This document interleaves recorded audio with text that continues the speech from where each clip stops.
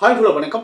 மலையாளத்தில் ஒரு காமெடி ட்ராமாவாக வெளியான பாலும் பழமும் இந்த படத்தோட ஸ்டோரி பற்றி பார்ப்போம். இந்த படத்தை வந்து வி.கே. பிரகாஷ் வந்து டைரக்ட் பண்ணியிருப்பாரு. இந்த படத்தில் வந்து அஸ்வின் ஜோஸ், மீரா ஜாஸ்மின் வந்து லீட் எடுத்து நடிச்சிருப்பாங்க. இந்த படத்தோட கதை பற்றி பார்க்குற முன்னாடி நம்ம சேனலை சப்ஸ்கிரைப் பண்ணி வச்சுக்கோங்க. அப்போ தான் நான் போடுற வீடியோ உங்களுக்கு வந்து கிடைக்கும். பாலும் பழமும் இந்த படத்தோட ஸ்டோரி பற்றி பார்ப்போம். பாலும் பழம்னு சொன்னோன்னே பழைய சிவாஜி படத்துக்கு போயிடாதீங்க. இது வந்து மலையாளத்தில் வெளியான படம். 2024 இந்த படம் வெளியாச்சு. இந்த படம் வந்து ஒரு கிரிட்டிக்கலான ஒரு கதை. இந்த கதையை பற்றி பார்ப்போம். இப்போ வந்து மீரா ஜாஸ்மினுக்கு ஒரு அண்ணன், ஒரு அண்ணி இருக்காங்க, ஒரு அம்மா இருக்கிறாங்க. அம்மாவுக்கு வந்து சில பிரச்சனை இருக்குது உடம்புல. அதனால் வந்து அவங்க படுத்த படுக்கையாக இருக்காங்க. இப்போ என்னென்னா அண்ணா அண்ணி 2 பேரும் வந்து கல்ஃபில் வேலைக்கு இருக்காங்க. பெரிய வேலை தான். அங்கிருந்து அனுப்புகிற பணம் வந்து மீரா ஜாஸ்மினுக்கு வந்து பத்துறதில்ல.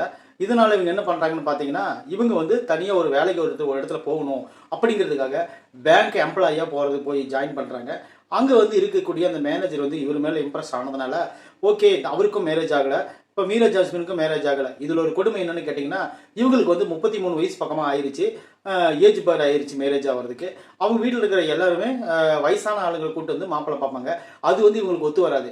இப்போ என்னென்னா அதை அப்படியே கட் பண்ணோம்னா, இப்போ வந்து படத்துடைய இன்னொரு பையன், ஒரு வெடலை பையன், அவன் என்ன பண்ணுறான்னு பார்த்தீங்கன்னா, இன்ஜினியரிங் படிப்பை பாதியில் நிறுத்திட்டு அப்பா அம்மா பேச்சை கேட்காம அண்ணனுடைய ஏற்பட்ட முரண் காரணமாக ஃப்ரெண்ட்ஸோடு சேர்ந்து ஜாலியாக சுற்றிட்டு இருக்கிறான். அப்போ வந்து பிஸ்னஸ் பண்ணணும் அப்படின்னு சொல்லிட்டு அப்பா கிட்ட பணம் கேட்கும்போது அப்பா வந்து ஒன்று நம்பி தர முடியாதுன்னு சொல்லிடுறாரு.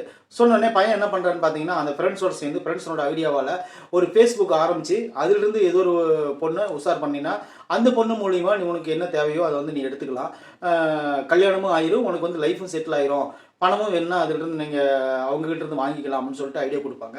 இது உண்மையை நம்பி உடனே என்ன பண்ணுறாருன்னு பார்த்தீங்கன்னா, ஒரு ஃபேஸ்புக் அக்கௌண்ட் ஓப்பன் பண்ணுறாரு.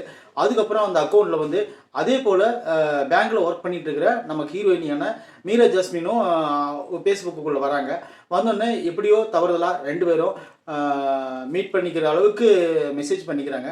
மெசேஜ் பண்ணதுக்கப்புறம் சரி நம்ம 2 பேரும் மேரேஜ் பண்ணிக்கலாம் அப்படிங்கிற ஒரு ஸ்ட்ராட்டஜிக்கு வந்துடுறாங்க.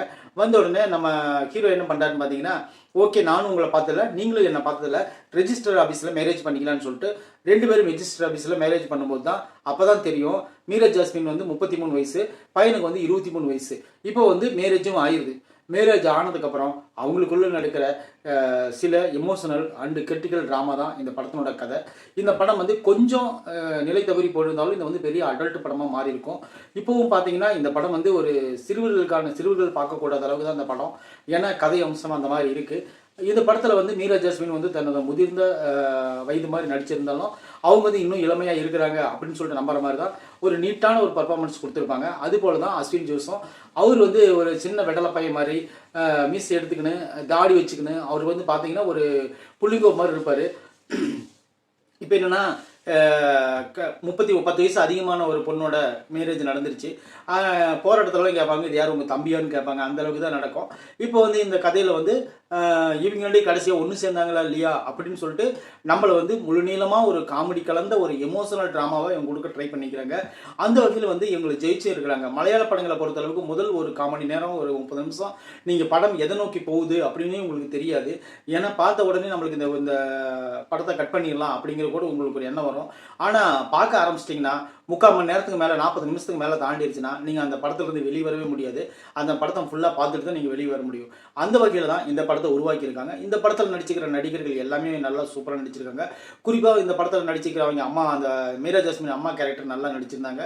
அவங்க வந்து ஒரு பாசத்தை அதிகமாக வச்சுக்கிட்டு அதை வெளிக்காட்ட முடியாமல் ஒரு கேரக்டர் இருப்பாங்க.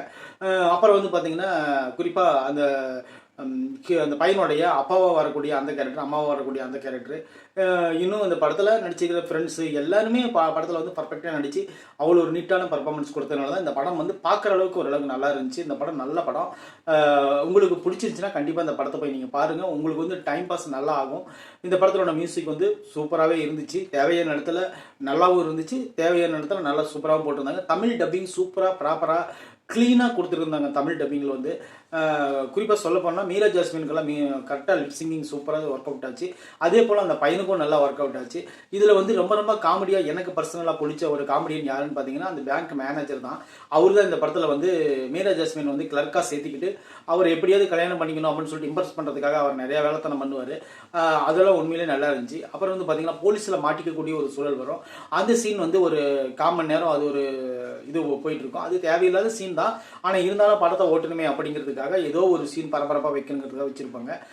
அதுபோல் இந்த படத்தில் வந்து மீரா ஜாஸ்மினை மேரேஜ் பண்ணதுக்கப்புறம் இவர் அந்த பொண்ணை எப்படியாவது ஏனோ தானோ அப்படின்னு சொல்லி தான் கல்யாணம் பண்ணுவார்.